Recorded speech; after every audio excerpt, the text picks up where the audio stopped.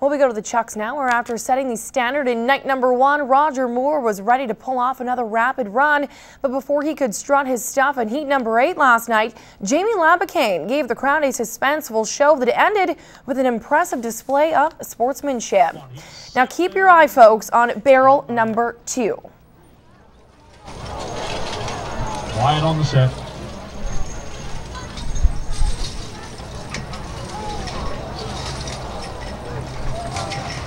Offside, 5 yards.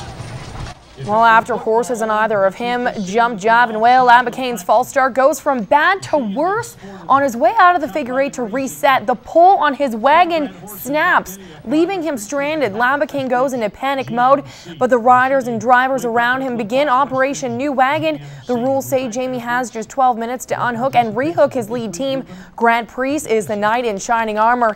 He lands the young gun his wagon, and with time to spare, Labicane was good to go. Eventually, all 4 wagons would get out of the figure 8 here clean the second time around. BJ Carey would be first past the post. Jamie Labicane would finish second. All in all, not too bad after such a rough start. We will go to heat number 8 next. All eyes on the black and orange of Roger Moore after not 1, but 2 top times on day number 1. The horn, and they're off to a good start. Roger Moore and Russway is quick on that number 2 barrel. Moore is all business out of the barrels. He doesn't waste any time getting to the inside rail. Ray Mitsewing would be next. Shane Nolan forced to run on the far outside 4 wide, and Wayne Knight is trailing after the first turn. Moore would eventually extend his lead to 2 wagon lengths by the time he comes out of the second turn. Now down the home stretch here, it is all orange and black. Moore's 1:18.14 was the fastest of the night. For the second night in a row, Ray Mitsewing had the second fastest time of the night with a 1:18.91, and Kelly Morin would wrap up the top 3 with a time of 1:18.97. Roger Moore leads the way after 2 nights of turning and burning with an aggregate time of 2:34.92. Now after the race, Moore told me he plans to continue to set his sights on the top 4. Well, I'm going to do everything that I can to get there. You know, I'm going to probably hook horses that I haven't never hooked on. Like I go to the outside barrels now, 3 and 4. I'll be hooking horses there that haven't been there, usually that I only run on 1 and 2. Pretty well, the 3 outfits that I brought here, there's still one standing in the barn there I haven't used yet, and I can pick and choose off of that outfit too, and they'll do fine. They all 3 of those outfits do the same thing. I got a feeling the best is yet to come from Mr. Moore. Well, throughout history, some of the most influential minds, talented people, and game changers have band together to combine their knowledge, experience, and skill to shape the world as we know it. Well, the world of professional chuck wagon racing is no different. Today, in our final look inside the CPCA, we go where few have gone before, inside the world of outriding, and one of the most elusive, secret, and pristine secret societies in the sport. Ladies and gentlemen, meet Team Winstrel. Started back in North Battleford. Rory, one of our main outriders, was bouncing off the walls and getting ready, and Casey Knight, or I forget who, asked him, "What's wrong with you?" And he says, "I'm jacked up on Winstrel."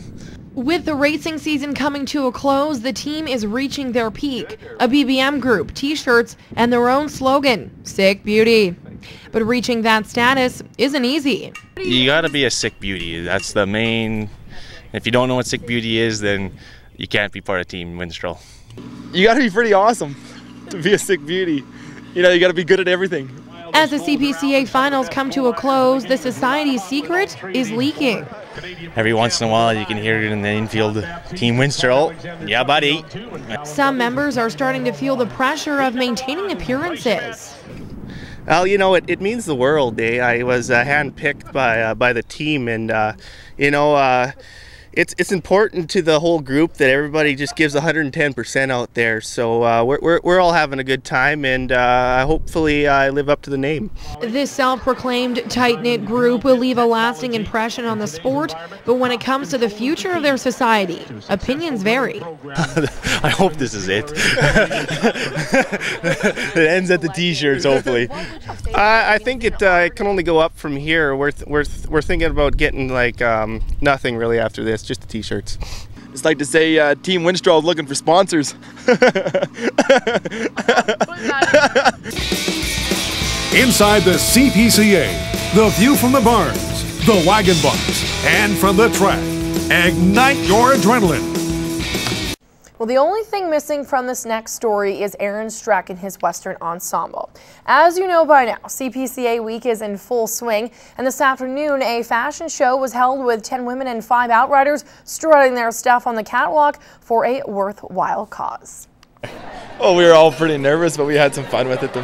Made the crowd laugh, I guess.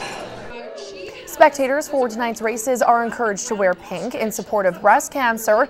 Now, a cure for the deadly disease was the reason why Stacey Nolan put the show together. We did a breast cancer awareness actually during the Meadow Lake Chuck Wagons, and we had a personal friend that was diagnosed, so we did a fundraiser at that time. So it's just, it's really personable for us. So it is an honor to help, because there seems to be a lot of it that's been coming out, and anything that we can do to help make a difference is for sure what we want to do. Oh, Stacey asked us to come out, and it's for a good cause, breast cancer and stuff. So the cause hit close to home for most, but the models lifted the mood and had some fun with it.